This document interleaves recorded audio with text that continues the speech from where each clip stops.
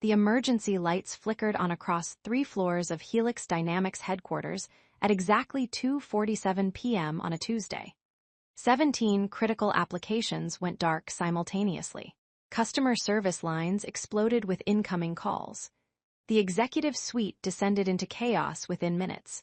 And somewhere in the parking garage, I sat in my Honda Civic, laptop balanced on my knees, watching a single command line blink back at me. Host node deactivated, all dependent systems offline. I closed the laptop, placed my security badge and office keys in the envelope they'd given me, and drove away from 7 years of my professional life. Welcome to the Payback Office, where we share stories of workplace injustice, professional redemption, and the moments when ordinary employees remind powerful corporations exactly who keeps the lights on. If you appreciate these real stories about workplace dynamics and the power that knowledge workers actually hold, consider subscribing and helping us reach our goal of 8,000 subscribers.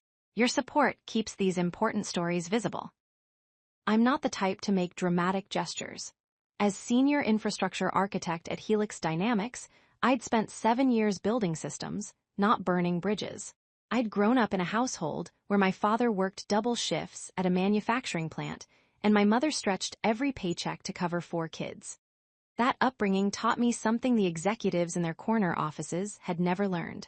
I understood what work meant to people who actually depended on it, who couldn't fall back on trust funds or golden parachutes. But understanding empathy doesn't mean accepting abuse. And what Helix Dynamics had done wasn't just unfair. It was strategic theft dressed up as corporate restructuring. Let me take you back to where this actually started, 6 months before that Tuesday afternoon blackout. I'd been in the infrastructure department since Helix was operating out of a converted warehouse with exposed brick and dreams of disrupting the enterprise software market. I was employee number 23, hired when the company was still debating whether they could afford proper office chairs or if everyone should just keep using the folding chairs from the founder's garage. I'd built their infrastructure architecture from the ground up, not supervised it, not managed a team that built it. I personally designed the network topology, configured the hosting environment, implemented the security protocols, and created the routing systems that allowed Helix's platform to scale from 500 users to 5 million. The systems ran on a distributed architecture I designed myself, a clever solution that balanced load across multiple nodes while maintaining a primary host that coordinated everything. That primary host node ran on a server I personally maintained, with access credentials that only I and 2 other senior engineers possessed. By year 5, Helix had gone from startup darling to legitimate industry player. We'd secured Series C funding. We'd moved into a glass and steel office building with a lobby that featured a 3-story living wall and a reception desk carved from a single piece of walnut.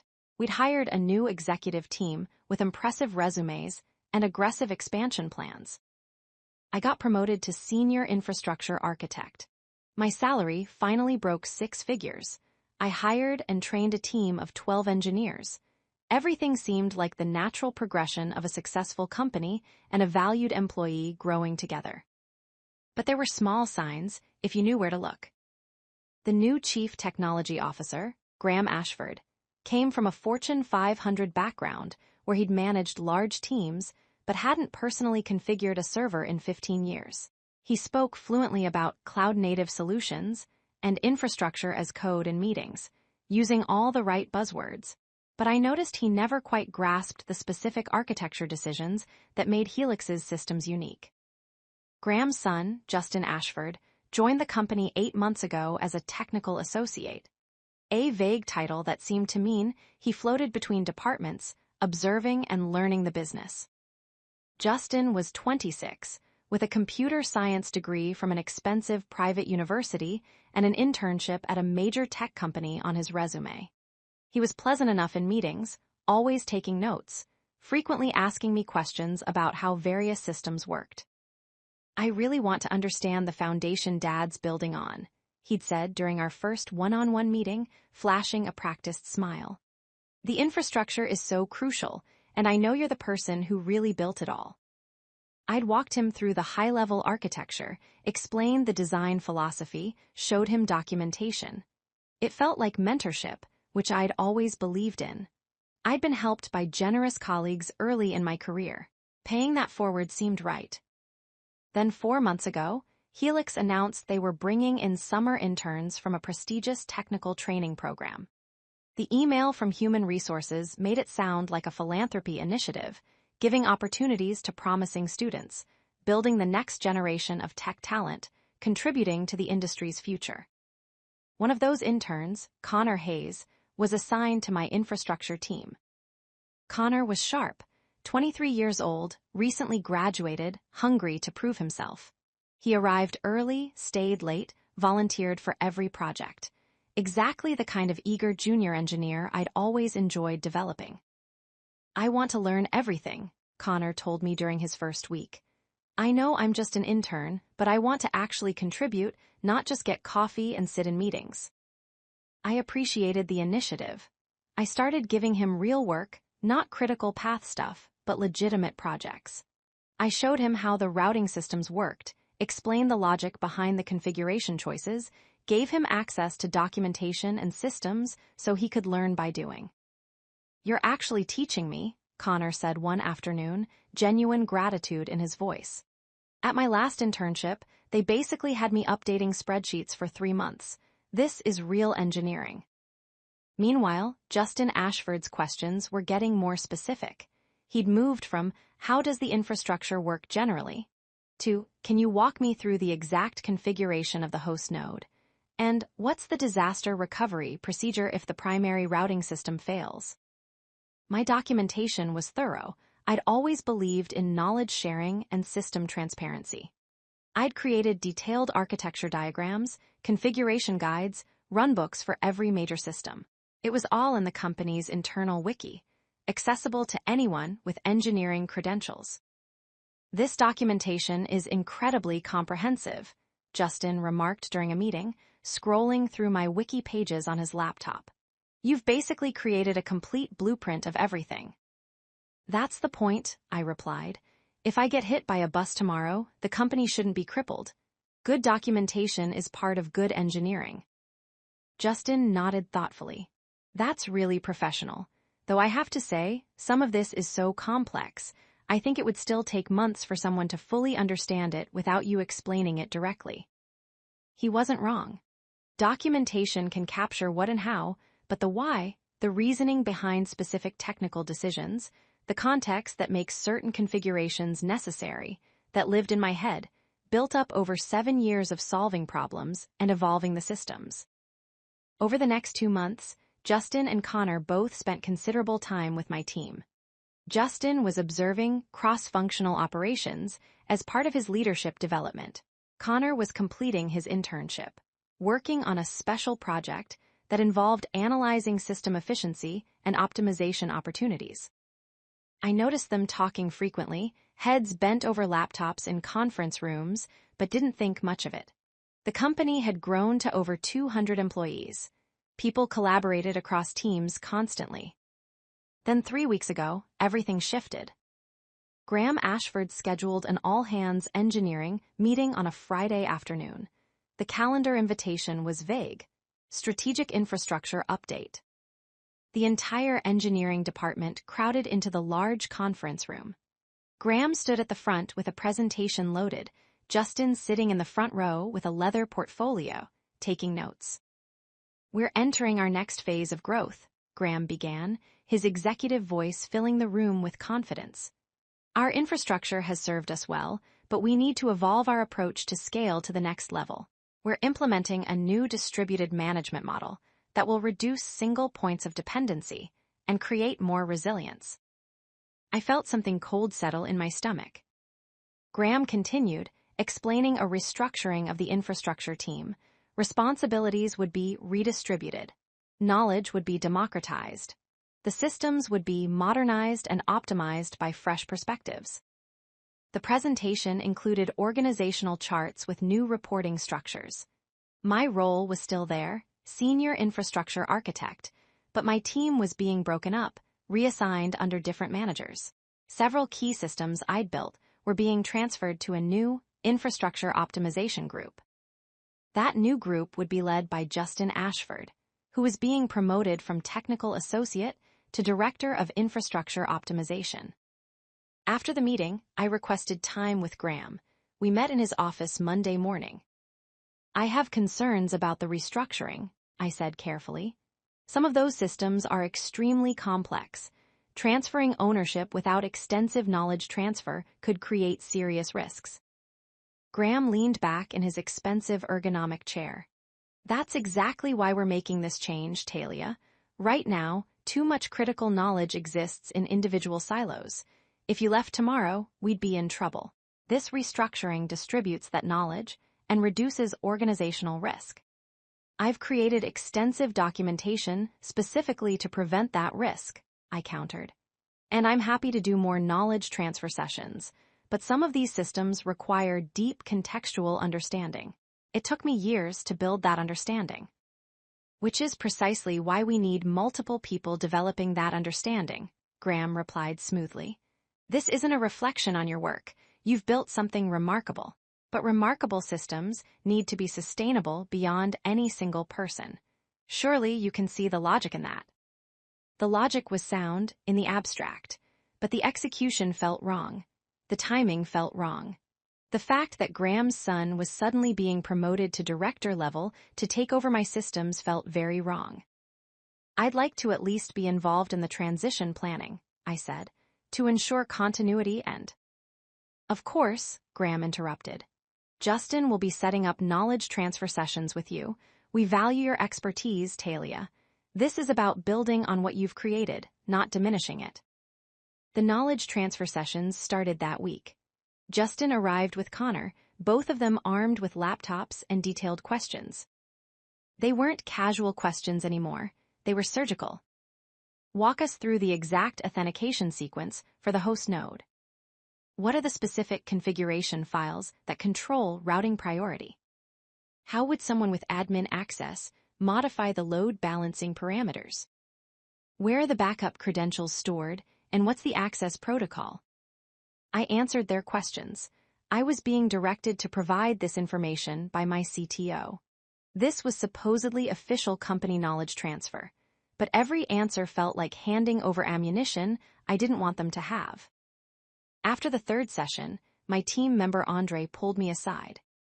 You know they're building a parallel system, right? Andre said quietly. Connor's been asking me questions about implementation, not how the current system works, but how you'd rebuild it from scratch. Maybe that's part of the optimization project, I replied, but I didn't believe it myself. Maybe, Andre said, or maybe they're planning to replace you. That evening, I did something I'd never done before. I checked the access logs for my systems with a level of paranoia I'd previously reserved for external security threats. Someone had accessed the host node configuration files at 11:47 p.m. the previous Thursday. The user credentials belonged to Connor Hayes, the intern. Connor shouldn't have had those credentials. That level of access was restricted to senior infrastructure staff. I checked further. Connor's access permissions had been upgraded 2 weeks ago, authorized by Graham Ashford. I felt the floor shift beneath my professional feet. They weren't doing knowledge transfer. They were doing knowledge extraction. And they were giving an intern, access to my most critical systems without even informing me. The next morning, I went to Human Resources. I met with Lee Morrison, the HR business partner assigned to the engineering department. I have concerns about the infrastructure restructuring, I explained. Specifically about access permissions being granted without proper protocols and knowledge transfer being conducted in a way that feels less like collaboration and more like replacement. Lee listened with the practiced empathy of an HR professional, nodding at appropriate moments, taking notes on her tablet. I understand this transition feels uncomfortable, Lee said when I finished. Change is always challenging, especially when it involves systems you've built. But from what I'm seeing in the documentation, this is a standard organizational restructuring to reduce key person dependency.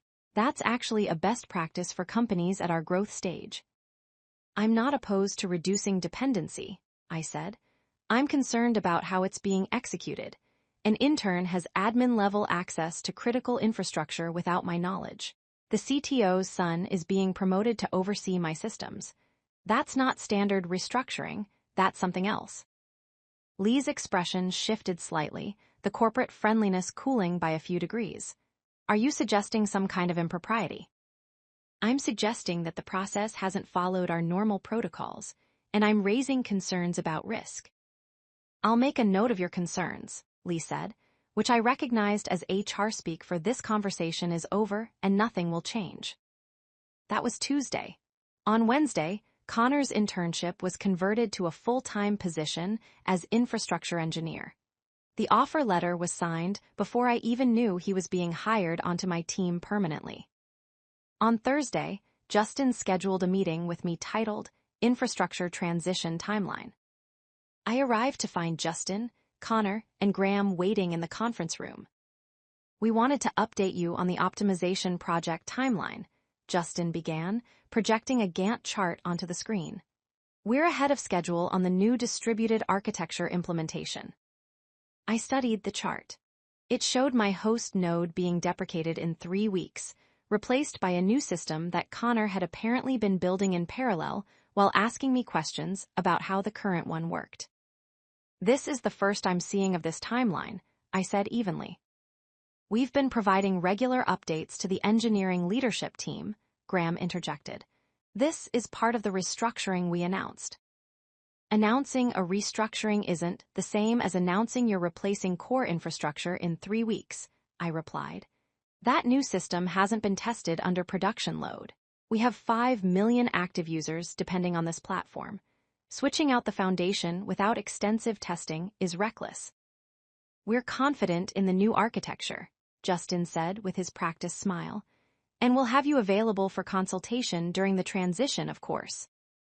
The phrase, have you available, hung in the air, not you'll be leading the transition, not we need your expertise to ensure this succeeds. Have you available, like I was a reference manual they could pull off the shelf if needed.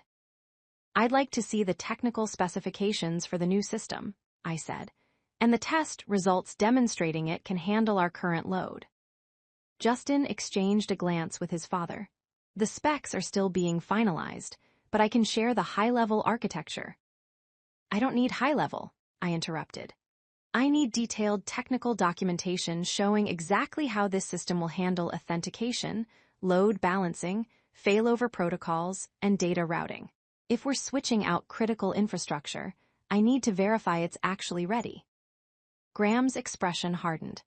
Talia, I appreciate your diligence, but we have capable engineers working on this. Justin has been doing excellent work, and Connor has brought some really innovative approaches from his recent training. You don't need to personally verify every technical decision anymore. That's the whole point of this restructuring. The subtext was clear, step aside. I went back to my desk and did something I'd been avoiding. I updated my resume, saved copies of my personal files to an external drive, and started documenting everything that had happened over the past 3 months. That was Thursday. Friday morning, I arrived to find a meeting invitation from Lee Morrison in HR. Brief check-in, 10 a.m. Brief check-ins with HR were never brief, and they were never good. I arrived at the small conference room to find Lee waiting with another person, someone from legal whose name I didn't catch. My stomach dropped. Thanks for making time, Talia, Lee began with professional warmth that felt rehearsed. We wanted to discuss some organizational changes that will be taking effect. Here it comes, I thought. As you know, we've been restructuring the infrastructure department to support our next phase of growth, Lee continued. We've been evaluating roles and responsibilities across the team, and we've made some difficult decisions about the structure we need going forward. I waited. I wasn't going to make this easier for them. We've decided to eliminate the senior infrastructure architect position, Lee said. This isn't a performance issue. Your work has been valued. But we're moving toward a more distributed model with multiple specialized roles rather than centralized architecture positions. We're offering you a severance package of 3 months' salary plus your accrued vacation time. You'll have health insurance continuation options through Cobra and will provide a positive reference for your job search. 3 months severance after 7 years. After building the foundation, their entire platform ran on. After growing with the company from 23 employees to over 200. After nights and weekends ensuring their systems stayed online while they secured funding rounds and signed major clients.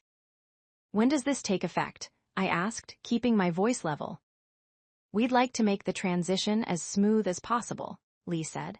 We're asking you to work through the next 2 weeks to help with knowledge transfer, and then we'll process your departure on the 15th. 2 weeks. They wanted me to spend 2 more weeks handing over everything I knew to Justin and Connor, training my replacements thoroughly, and then disappear quietly. I'd like to see the severance agreement in writing, I said. Lee slid a folder across the table. Everything's here. Take the weekend to review it. We'll need an answer by Monday. I took the folder without opening it. Is there anything else? Just our appreciation for your contributions, Graham said. I hadn't even noticed him enter the conference room, but there he was, standing near the door with his executive posture and his sympathetic expression. You built something remarkable here, Talia. That work won't be forgot. Just compensated at 3 months severance and replaced by your underqualified son, I thought but didn't say. I went home early that Friday, told my partner I'd been let go, and spent the weekend oscillating between anger and numbness. The severance agreement was exactly what I expected. 3 months salary, continuation of benefits, a standard non-disparagement clause that prevented me from saying anything negative about the company, and a paragraph asserting that all work product I'd created belonged to Helix Dynamics. That last part was legally standard, but it still felt like being erased. 7 years of work, thousands of hours of problem-solving and innovation, and it all belonged to the company that was now discarding me. Monday morning, I went back to the office and told Lee I'd sign the agreement under one condition. I wanted the knowledge transfer process documented with clear expectations and a defined scope. I'm not spending 2 weeks answering random questions while you figure out what you don't know, I said. If you want knowledge transfer, we do it systematically. I'll create documentation, conduct structured training sessions, and ensure everything is recorded. That protects both of us. Lee agreed, probably because it sounded professional and reasonable, and would look good if anything went wrong later. I spent Monday and Tuesday creating the most comprehensive documentation I'd ever produced. I wrote detailed explanations of every system, every configuration choice, every optimization I'd implemented over 7 years. I created step-by-step runbooks for routine maintenance, troubleshooting guides for common issues, and architecture diagrams that explained not just what the systems did, but why they were designed that way. I conducted training sessions with Justin and Connor, walking them through everything methodically, recording each session with the company's standard video conferencing tool so there would be a permanent record. Justin and Connor took notes, asked questions, and seemed to absorb the information. They were both smart enough to understand what I was showing them. Understanding the theory and successfully running the systems in practice were 2 different things, but that wasn't my problem anymore. On Wednesday of my 2nd week, Andre approached my desk with concern written across his face. They're planning to transition the host node this Friday, he said quietly. They just told the infrastructure team, Connor's new system is going live and your node is being decommissioned. Friday, they were going to replace the core of their infrastructure on a Friday afternoon, which was either breathtakingly arrogant or catastrophically stupid. Maybe both. Have they done load testing? I asked. Connor says they've done simulation testing that shows the new system can handle current volume plus 30% growth. Simulation testing isn't the same as production testing, I said. Did they test failover protocols, edge case scenarios, system behavior under actual user load with real data patterns? Andre's expression gave me the answer before he spoke. I don't think so. I think they built something that works in a controlled environment and they're assuming it'll work in production. That afternoon, I sent an email to Graham, Justin, and the infrastructure team leads. I kept it professional and factual. I understand the transition to the new host node architecture is scheduled for this Friday. Based on my knowledge of our production environment and user patterns, I recommend the following before transitioning. 1. Extended load testing with production-level volume. 2. Validation of failover protocols under stress conditions. 3. Staged rollout starting with a small user percentage rather than full cutover. 4. Rollback procedures documented and tested. Happy to discuss these recommendations in detail. Graham's response came 30 minutes later. Thanks for the input, Talia. We're confident in the testing that's been completed. The new system has been thoroughly validated and we're comfortable with the Friday timeline. Translation. Thanks for your concern, we're ignoring it. Stop questioning our decisions. Thursday was my last official day. There was no farewell party, no team lunch, no acknowledgement beyond a generic email from Graham thanking me for my service. I packed my personal items into a cardboard box that HR provided. A coffee mug my partner had given me, a small succulent plant, a few books, the nameplate from my desk. 7 years fit into one small box. I turned in my security badge and office keys at the front desk. The receptionist, Amy, looked genuinely sad. I can't believe they're letting you go, Amy said quietly. Everyone knows you built half this company. That's corporate life, I replied with a shrug I didn't feel. I walked to my car, put the box in the trunk, and sat in the driver's seat without starting the engine. My laptop was still in my bag. Technically, I should have turned it in with my badge and keys. But it was my personal laptop that I'd used for work.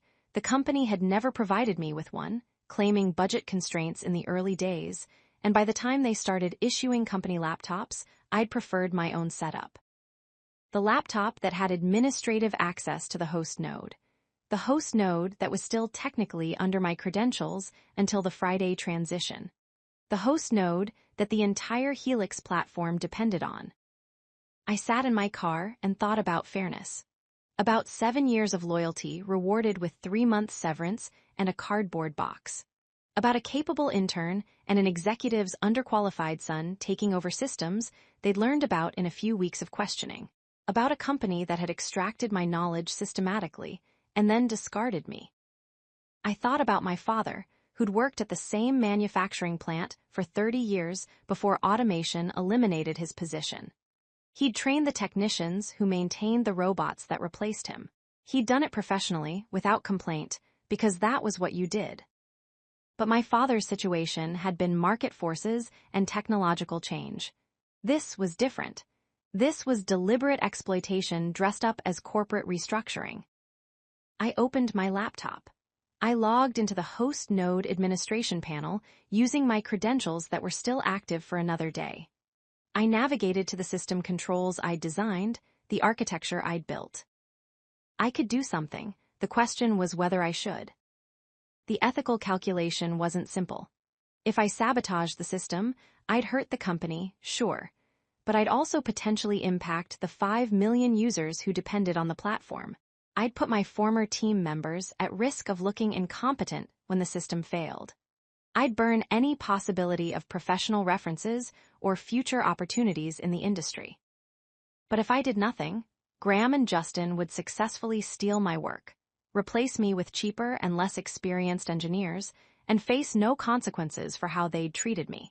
They'd probably pat themselves on the back for optimizing the infrastructure team and reducing costs. I stared at the host node control panel.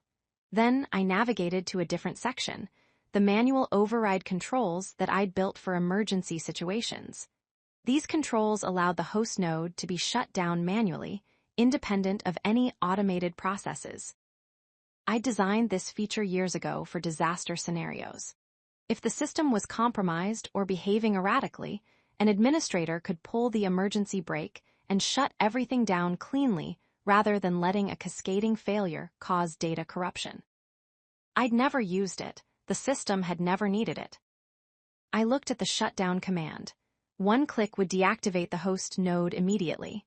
All systems that depended on it would go offline. The entire Helix platform would go dark. But it would be a clean shutdown.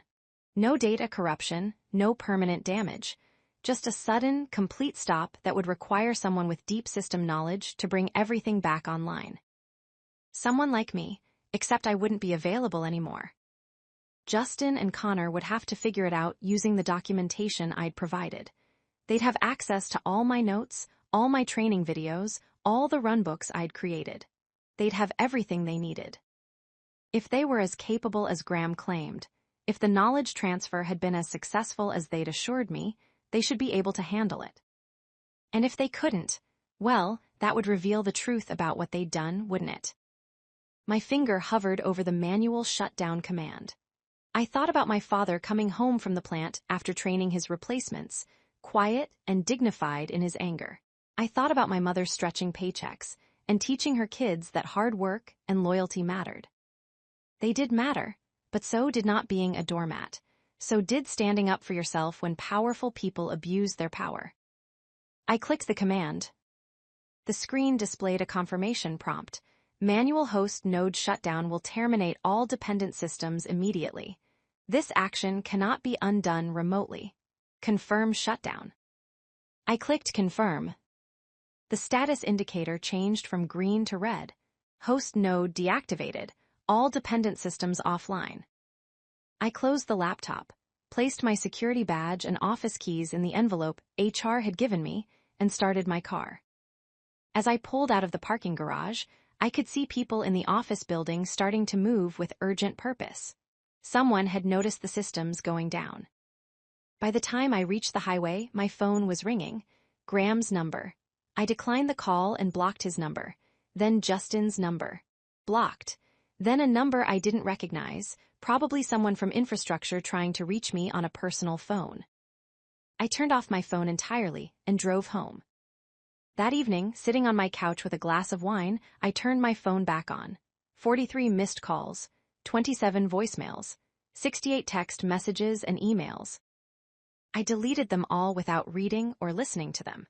Then I opened my email and sent one message to Lee in HR.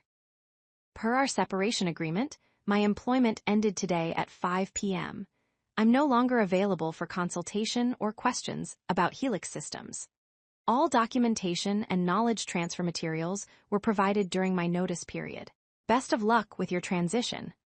Over the following days, I learned what had happened through my former colleagues who reached out through personal channels. The platform had gone completely dark at 2:47 p.m. that Thursday. Every application, every user interface, every API endpoint, all of it offline simultaneously. The infrastructure team had scrambled to diagnose the problem. They could see that the host node was offline, but they couldn't understand why. There was no error message, no system failure, no external attack. The node had simply shut down cleanly and completely. Connor had tried to bring the backup systems online, but the backup systems were designed to take over if the host node failed, not if it was manually deactivated. The architecture I'd built included safeguards to prevent automatic failover in certain scenarios, specifically to avoid data conflicts if the host node was shut down intentionally. Those safeguards were explained in my documentation. But understanding documentation and successfully implementing solutions under pressure are different skills. Justin had called an emergency meeting with the entire infrastructure team. According to Andre, who'd been in that meeting, Justin had tried to project confidence while clearly having no idea how to resolve the situation. We need to reactivate the primary host node, Justin had announced, as if the team hadn't already figured that out. We need Talia's credentials, Connor had replied. The manual override requires administrator authentication, and her credentials are the primary admin account. They tried to contact me. When that failed, they tried to override my credentials. But I'd set up the admin authentication with multiple layers of security, a legacy from the company's early days when we'd been paranoid about potential security breaches. Graham had eventually called in an emergency contractor, a senior infrastructure consultant who charged $5,000 for the emergency callout plus $500 per hour. The consultant had studied my documentation, interviewed the team, examined the system architecture, and delivered his assessment. This is elegant work, Sophisticated architecture. The person who built this really knew what they were doing. But it's also complex enough that there's no quick fix. We need to either get the original administrator to reactivate the host node, or we need to rebuild the authentication system from scratch and reinitialize all the dependent systems. That's probably 40 to 60 hours of work, and there's significant risk of data integrity issues if we're not careful. Graham had apparently asked if they could just switch over to Connor's new system immediately.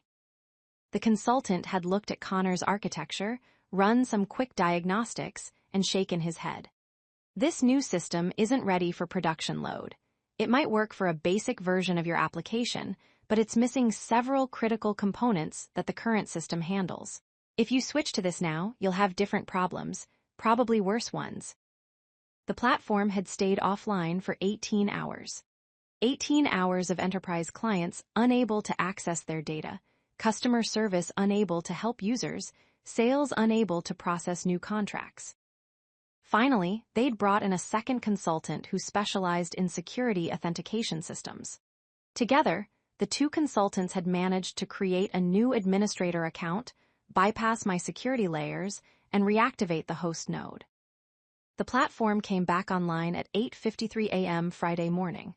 Total downtime, 18 hours and 6 minutes. Andre sent me a text message with just the facts, no commentary. System backup. Consultant fees estimated at $80,000. Graham called emergency board meeting. Justin moved to special projects. Connor still employed, but off infrastructure team. They're hiring 3 new senior engineers. I read the message twice, then set my phone down and returned to updating my resume. The following week, I received a formal letter from Helix's legal department. I'd been expecting it, a cease and desist, maybe threats of legal action, accusations of sabotage. Instead, the letter was carefully worded. We are conducting an investigation into the system outage that occurred on date. As part of this investigation, we are requesting any information you may have about the cause of the outage. Please be reminded of your obligations under the separation agreement regarding company property and confidential information. It was a fishing expedition. They couldn't prove I'd done anything, because technically, I hadn't done anything wrong. I'd used my legitimate administrator credentials to execute a manual shutdown command that was part of the system's designed functionality. I'd done it while still employed, before my separation became official. I hadn't violated any agreements. I hadn't stolen anything. I hadn't damaged any data. I'd simply used a system feature exactly as it was designed to be used. My response, sent through a lawyer I'd consulted, costing me $1,500, but worth every penny. My client fulfilled all obligations under the separation agreement, including comprehensive documentation and knowledge transfer. My client had no involvement with Helix Systems after her employment ended at 5 p.m. on date. All questions about system architecture should be directed to the documentation provided during the transition period. Helix didn't pursue it further. Probably because their lawyers had explained that taking action against me would require admitting that their new infrastructure leadership had been unable to handle the systems despite comprehensive knowledge transfer, which would make Graham and Justin look incompetent. Better to eat the consultant fees, and the client complaints quietly than to publicize how dependent they'd been on the employee they'd dismissed. Through professional networks and former colleagues, I heard the aftermath ripple through Helix over the following months. 3 major clients had left after the 18-hour outage, citing reliability concerns.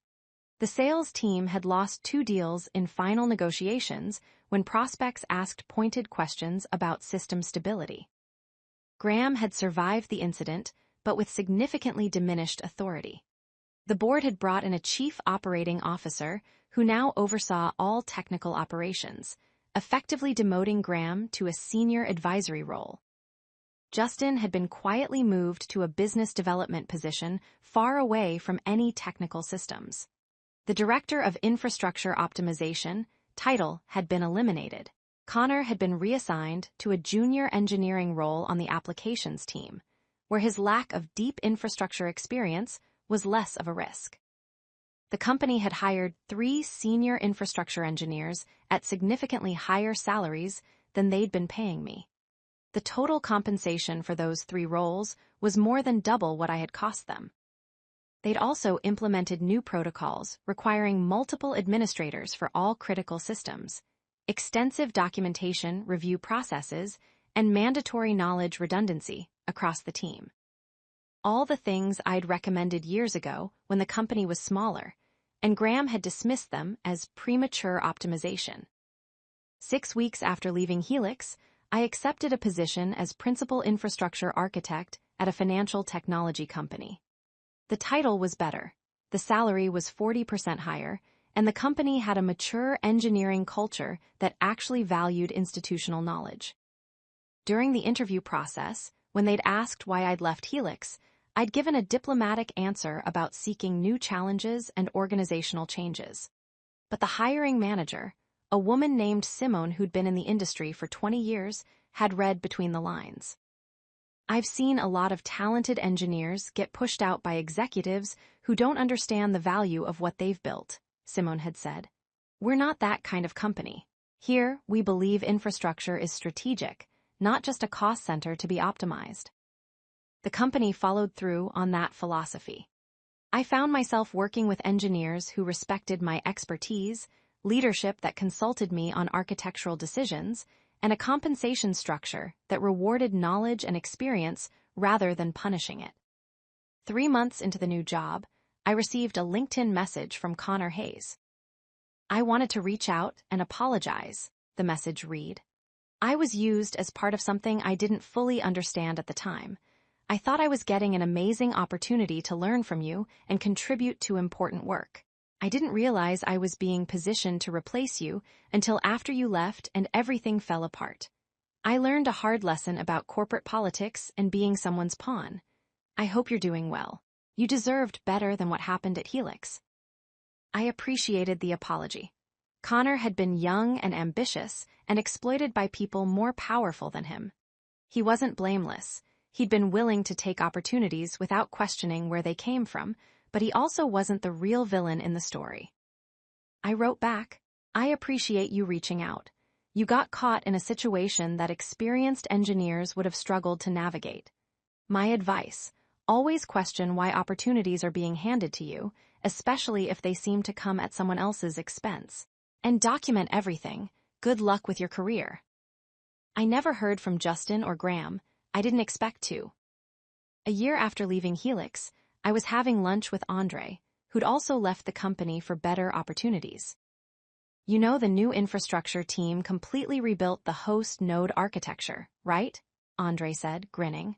Took them 8 months. They basically recreated what you'd built, but with 3 times the staff and probably 10 times the budget. Did it work? I asked. Eventually, but they had 2 more major outages during the transition. Nothing as dramatic as the 18-hour blackout, but enough to make clients nervous. The company's reputation for reliability never fully recovered. That's unfortunate, I said, and meant it. I didn't take pleasure in Helix's struggles. I'd cared about the company once, had invested years in building something good. But I also didn't feel guilty. I'd done my job with integrity for 7 years. I documented my work, trained my team, and tried to raise concerns through proper channels. When the company had decided my experience was disposable and my knowledge could be extracted and transferred to cheaper replacements, they'd made a choice. They'd learned that some knowledge can't be easily transferred. That experience and judgment matter. That you can't replace 7 years of institutional understanding with a few weeks of documentation and training sessions. They'd learned it the expensive way, which was sometimes the only way lessons stuck. The story of what happened at Helix Dynamics wasn't a story about revenge, ultimately. It was a story about value and recognition, about expertise and respect, about the difference between being essential and being valued. It was about a company that had confused documentation with understanding, information with knowledge, and had paid a significant price for that confusion. And it was about me learning that sometimes the most powerful thing you can do isn't dramatic action. It's simply walking away and letting people experience the natural consequences of taking your contributions for granted. The systems we build reflect the values we hold. Helix had built a culture that didn't value institutional knowledge, that treated experienced engineers as interchangeable resources rather than strategic assets. They'd built fragile systems masked by one person's competence. And when that person was no longer there to maintain the illusion of stability, the fragility became obvious. In my new role, I built different systems. Resilient systems that didn't depend on heroics. Collaborative systems that valued multiple perspectives. Sustainable systems that could evolve without collapsing. I built systems the way I wished Helix had built their organization.